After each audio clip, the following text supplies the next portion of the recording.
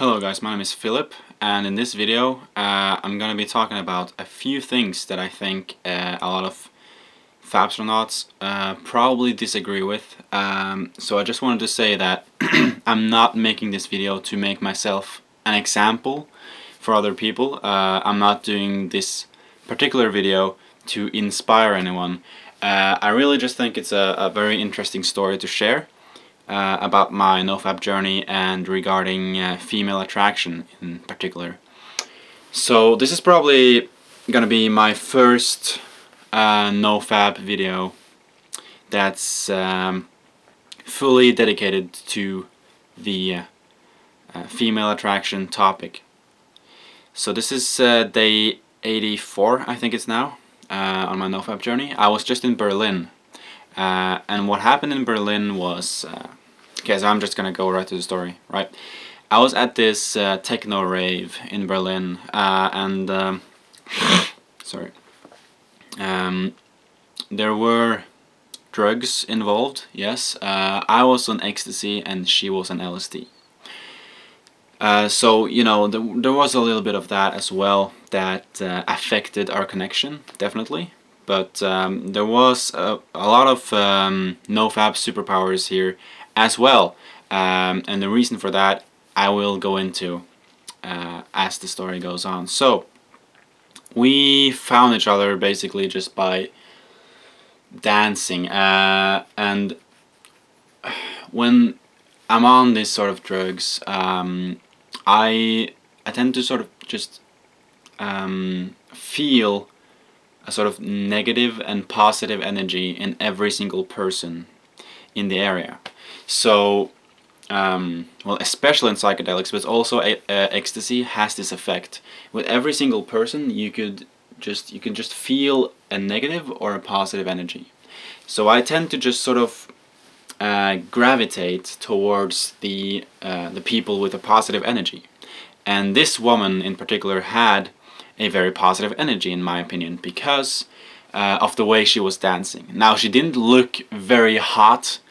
She wasn't, like, visually speaking, smoking hot and like a super babe, but the way she was dancing to me was very admirable and beautiful, actually. Especially while I was on this substance. Now, she was on LSD, I didn't know. To me, it seemed like she was also on ecstasy. But it's kind of like when you're on ecstasy, it sort of seems like everyone else are on ecstasy. It's kind of funny, actually, but I really thought she was on ecstasy. Now, she wasn't completely fucked up. She was just sort of mildly tripping. So we just started dancing together, and I remember she was very open. So, you know, I saw her, and I just sort of went to her and sort of danced with her, and then she everyone on the dance floor was just closing their eyes, feeling the music, and then opening their eyes every now and then.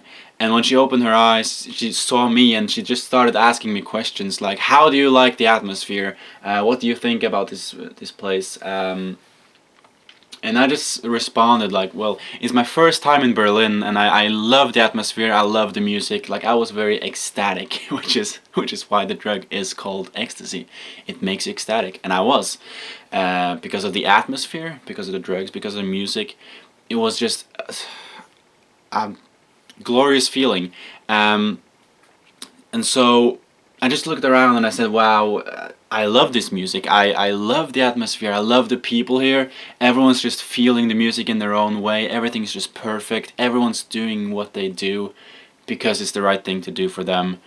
Because that's how I felt about the people in the crowd. That's how I felt about the atmosphere, and I just said it, you know. And she just fully agreed.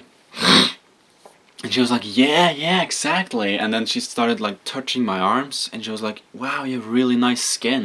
And I was like, "Wow." And this was when it was just kind of obvious straight away that she was attracted to me. She just sort of started admiring my body, touching my arms, touching my abs, I remember. She also touched my back, like sort of grabbed my my two like tenderloins, I don't know what do you call those. I'm using the chef's language, tenderloins. But you know what I mean. And she was like touching me everywhere. Or not everywhere, not my cock. And then we just sort of danced together, and she did this thing every now and then where she leaned her head on my chest, and then how I would respond to that was I would take one of my arms around her neck and the other arm around her waist. Then she would respond by putting her whole body against mine and holding around my waist with both her arms tightly. And we did this like back and forth so many times. The whole dance lasted for about 9 or 10 hours. Like we danced together like 9 or 10 hours. I'm not even kidding. Time flies on ecstasy, so it didn't seem like 10 hours, definitely. And also, just a little thing that I want to quickly say before I go on with the story. There was a very good thing that I did that I think sort of women tend to just intuitively, just naturally test you. It's not even conscious when they do it a lot of the times. And she gave me one of these tests actually while she was like peaking on LSD, right? So like she was just feeling the flow, and still in that state, she tested me like this. And this is what she did. You know, because she was like, I have a boyfriend, this and that, and well, I honestly, at first I didn't believe her. I thought it was just a sort of way to test me. I'm always really skeptical when women say they have boyfriends because they tend to lie about it a lot. But anyways, she said something like that, and then sort of because of that, she also said, well, why don't you dance with someone else? There's a lot of hot women on the dance floor here. And I looked around, and I was like, nah, and I just looked back at her, and I just sort of, I didn't say anything, but I just showed her that I would rather dance with her. And she was just ecstatic by my response to that. She was like, oh, you still want to dance with me? And she was like, whoa! And like, that was her reaction. I'm not even exaggerating. It's like, she was like, wow, you still want to dance with me? And that's when I knew that I fucking played my cards correctly here. Like, women always test you this way, alright? And whenever they do, whenever they say, well, why don't you like talk to anyone else? They don't want you to give any other women more attention than you're giving her. Not under any circumstance. Like women, it's about the female sexuality actually, that they crave attention. It's sort of natural that they need attention, and if you give more attention to other women, it turns them off, because you're not sort of feeding their sexual needs, so to speak, like you should, in order to please them. So, on to the story. We were dancing like 10 hours, alright? And then the music stopped, and we were like, well, my place or yours? It went sort of back and forth. Not really important to go into detail on that conversation, but we ended up going to her place. And, well, we were dancing like 10 hours, or like 10, 12 hours straight. We were only dancing together like 9 or 10 hours, but we were dancing like 12 hours put together. I danced for a few hours before I took the ecstasy pill as well, so it was quite a long put together. And at this point, none of us were under the influence of any substance anymore. We were completely sober. I wasn't even drunk, like I had not been drinking a lot lately. At that point, like, I don't really like alcohol anymore. The only effect I get from alcohol now is a headache. I don't feel mentally liberated in any way with alcohol. I don't feel like it calms my anxiety down or anything like that. The only effect I get from alcohol is a headache now. So I just stay away from alcohol. I Don't, however, stay away from ecstasy, which to a lot of you guys may sound really weird. It's just kind of how I choose my drugs.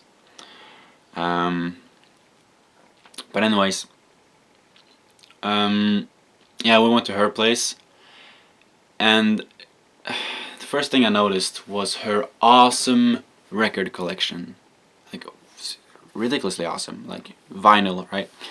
And she had this Aphex Twin record that I really love, and I saw it right away because it has the fucking fucked up face of Aphex Twin on its cover. The album, I believe it's called I Care Because You Do. It's the one with Alberto Balsam. I love that song, love the whole album, and I just reacted to that straight away. Like, you have Aphex Twin. Fuck, like, could this woman get more amazing? She knows how to dance, she's like, she's a psychonaut, you know, she takes LSD. I like that, actually, I love that. And she has an awesome, gigantic record collection with Aphex Twin in it. And I was just like, fuck's sakes, why do these women not exist in Norway? But anyways, so she put it on, she danced a little bit, you know, she was really tired, so she was like, she danced a little bit and then just went to bed.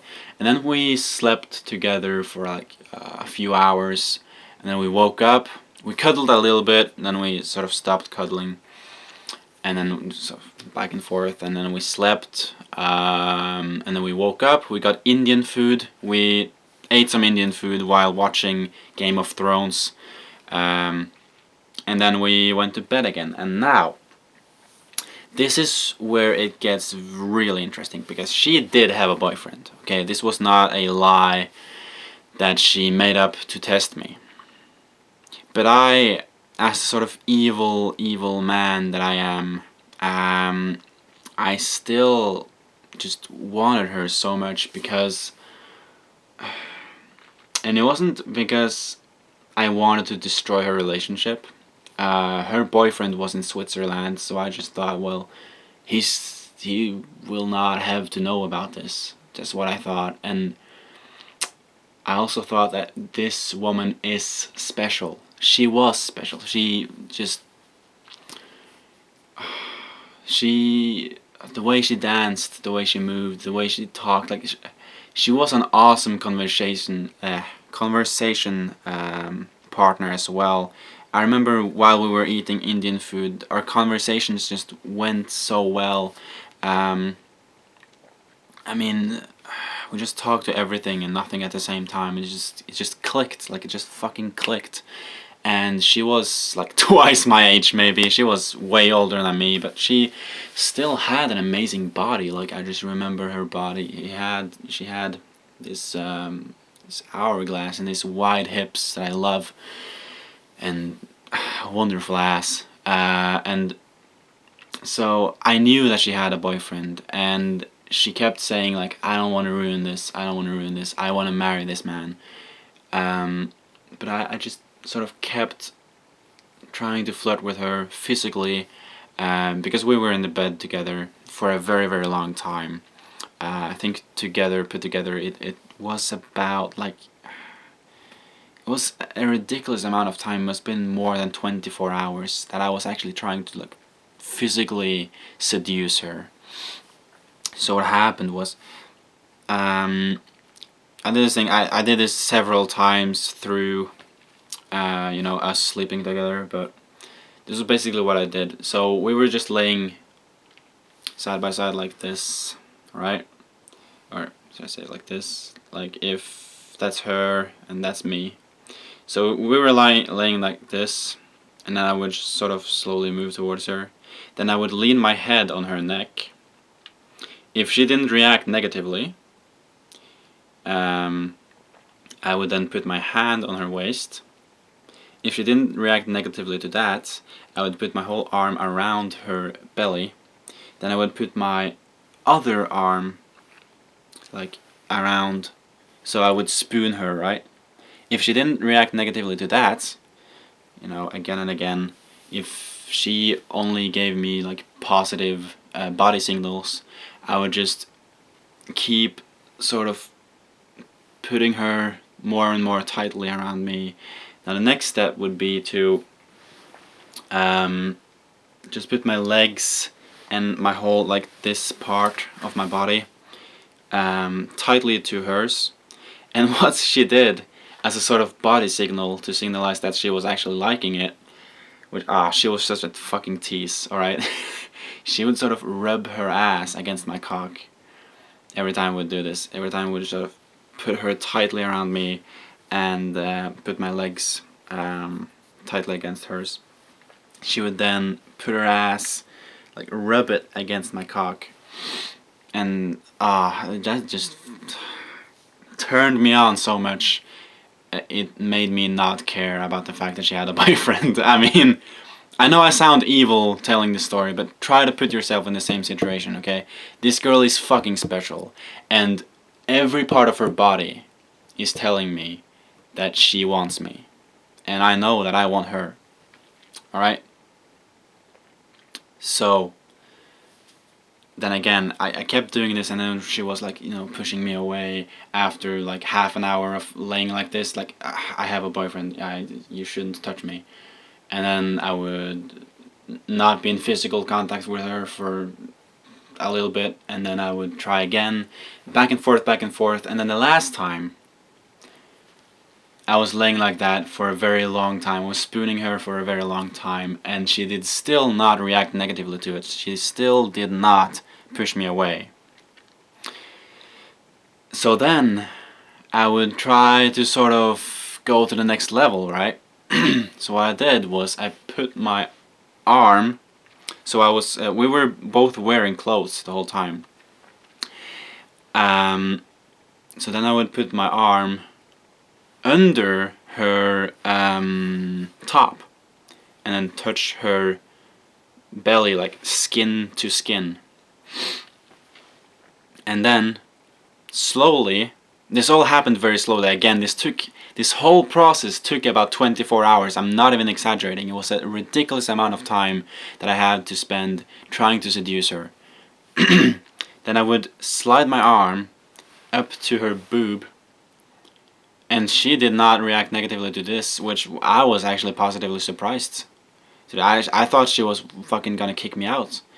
But she actually, she reacted very positively to this. She started moaning. And so I would just sort of grab her tit, sort of pinch her nipples, do all this sort of flirting movements, I guess, to her tit. Then I would take her other tit, start doing that with her too. And then she started moving in like sort of pleasure, sort of ecstatic, feminine way. And that would just turn me on even more. It started rubbing her ass against my cock even more. Things just sort of intensified. And then, this just went on and on. I started kissing her. I started kissing her on the waist, on her belly. I made a few bite marks, like on her shoulder here, and also on her neck, like here. I started kissing her boobs at one point. Things just sort of slowly escalated and escalated. She started moaning more, I started moaning more. We both started sweating. I was starting to smell her vagina. Like it started smelling like pussy. And that's when I knew that she was wet. Like, I didn't touch her there, because I sort of knew that she wouldn't let me do that. But then after a long while of just kissing and hugging and doing this sort of sex dance, I tried to slide my arm in there. She pushed me away, and then I tried that for like 4 times or so, just trying to touch her. I did get a little bit of a touch, like I did feel her vaginal lips at some point, and it was really, really wet. Alright, this was soaking wet. And then, long story short, how this ended was she masturbated, while I was touching her and kissing her. So I didn't get to penetrate her. It was no penetration, not even with my arms or my hands. She just ended up, because I think it was a sort of mix between, well, I have a boyfriend, so I should not fuck this guy, but he's so seductive I cannot resist. So it ended up with her masturbating intensely, like she was really like pleasing herself. I was just sucking her tits, just grabbing her body, just feeling her, and she came. She had a quite intense orgasm. It seemed like she was really like vibrating with her own body, and she also did this thing where she sort of grabbed one of my legs with both her legs and sort of just vibrating to my leg while she was orgasming. I found this so sexy. It was just Jesus Christ. It was the most sexy experience I've had in my life. And so what she said at the very end of this was well, she said a few things. She said, this is also regarding confidence boosters, what I talked about in day 72. She said, the girl that's going to take you away from me is going to be a very lucky girl. She also said that you're a very good lover, I can tell. You got something going for you. These two things, it's just amazing confidence boosters. Bear in mind, guys, I've only had sex with a woman once in my life. And yet this girl, I'm not saying that she's a slut. I highly doubt she's a slut by any means. The fact that she resisted me for such a long time tells me that she's absolutely not a slut. But considering the fact that she was in her 30s, I think she has quite a lot of sexual experience. Like, she's had a few cocks, to say it like that. And for her to then say that I'm a good lover with as much experience as she's had and as little experience that I've had, it's just beyond belief. It's such great words. I cannot describe the confidence it gives me to hear that from a above 30-year-old woman, to tell me, who's only had sex once in my life, to say that I'm a really good lover. So this is just a sort of NoFap superpower that I wanted to talk about, just to sum up this whole video. Why was I a good lover? What made me a good lover? And why does NoFap make you a good lover?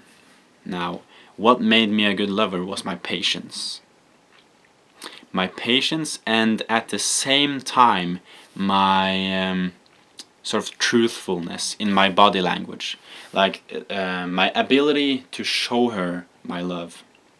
It wasn't fake. It wasn't like, oh, I'm gonna try this because I saw it in a porn movie, because I have no libido and everything I do is just because I see it in porn. My sexuality is more natural now, and women can definitely feel that. Also, patience. Talking about that, I wanted to say that when you're a Fabstronaut, you always win. Because, well, if you get to penetrate her, which I didn't at this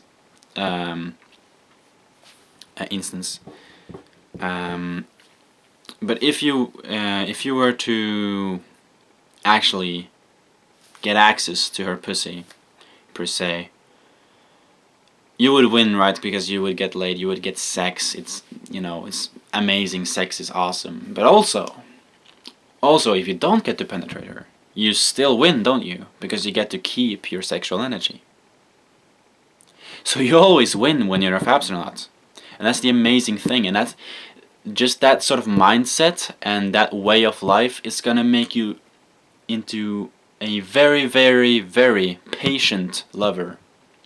And that's why I just kept hugging her and touching her and kissing her for about 24 hours. I'm not exaggerating. It took 24 hours to seduce her. And the reason I still want to do that was because I could not get enough of her. Because I haven't wasted my sex drive, I haven't wasted my libido on sexual images on a screen. This is what I have now. This is real life. Real life is what I have now. Real life is my sex life. My sex life is not on Pornhub anymore.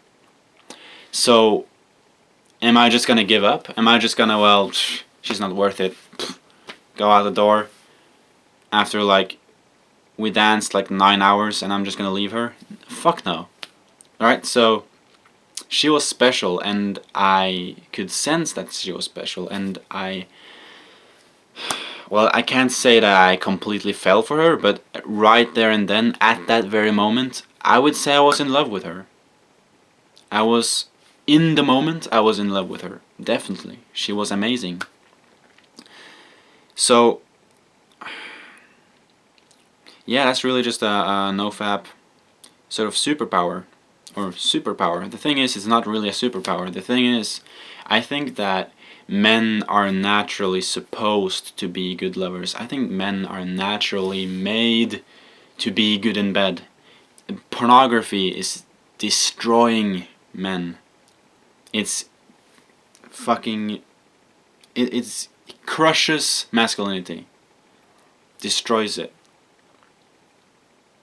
I remember when I lost my virginity, my sexual performance, sorry, I lost my words. My sexual performance was not even close to as good as it was this time. And I just wanted to say it's not about experience. It's just about being real. It's about being real with how you feel, with the connection you feel to the feminine energy, the way you please her, just being real. And how do you get real? Well, you stop watching porn, you stop masturbating. It's gonna make you so much more masculine. It's gonna make you into such a good lover. It's gonna make you into a much better person in general. I mean, in this particular video I'm talking about sex, but there's a lot of other aspects of NoFap. It's gonna help you in your life in general that I talk about in other videos, and I will talk about in further videos, because I will keep doing this. And again, talking about temptations. In video 57, I talked about temptations. This is probably one of the biggest fucking temptations a man can come across, to masturbate. Being together with this hot woman for 24 hours without coming inside her. Any guy who's not a Fapstronaut would masturbate after that. I will not. I will not masturbate. I will not please myself anymore, because I'm not a selfish lover anymore. Everything, and I know I sound superstitious saying this, but I know that the people who watch my videos are mostly Fapstronauts themselves. So anyways, I know that NoFap makes me into a better person in every kind of way. Every kind of way. My sex life, my life motivation, my... Just talking about ecstasy too. Like, people keep talking about ecstasy like this drug that the day after you take it you feel like shit and you want to kill yourself. I didn't feel this at all. I was like, wow, this is not even close to as bad as an alcohol hangover. Like, what the fuck? I have so much life motivation that, and I'm not gonna get cocky with this. I'm not gonna munch ecstasy and all that shit. I'm taking drugs responsibly, alright? That's not really the point. The point is my life motivation and just everything. NoFap has just helped me with everything. And that's the reason why I keep resisting temptations like this. Probably the most intense temptation I have come across on my NoFap journey. being in sort of sexual, physical contact with this woman without getting to come inside her, without even getting to penetrate her with my hands. Just a ridiculous tease, like a ridiculous blue ball thing going on there. Still not gonna masturbate. It's not gonna happen. And it's just because NoFap has made me into such a much better person. Not only for myself, not only for my inner well-being, but for everyone else. Like I share my love in a better way now. It's just an amazing time to live. So that was day 84. I don't think I'm gonna talk anymore. I think I already said enough. This video is half an hour long. I hope you all find it interesting. And then again, I wanted to say, I do not condone people to take ecstasy or anything like that. I'm just... And I also know that a lot of Fapstronauts are really against sort of trying to get laid with women, I guess. Like they are a bit more going their own way and sort of figuring out themselves, figuring out their own life and so on and so forth. I know a lot of people disagree with me, but I still think this is a very interesting story. And I hope you all, even though you probably disagree with me, I hope you found it interesting as well. Not necessarily inspiring maybe, but interesting. So yeah, that's all I have to say. Thank you so much for watching.